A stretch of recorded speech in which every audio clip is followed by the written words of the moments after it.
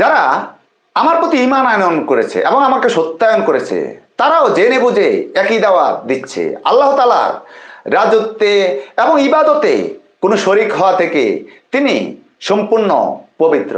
আমি মুশরিকদের দলভুক্ত নই এবং মুশরিকরাও আমার দলভুক্ত নয়। আমি তাদের থেকে আলাদা, তারাও আমাদের থেকে আলাদা। কারণ মুসলিম থেকে মুশরিক আলাদা। যেমন এই পীর, মুসলমানের লোকের কিন্তু পীরের লোক কোনো সম্পর্ক নাই।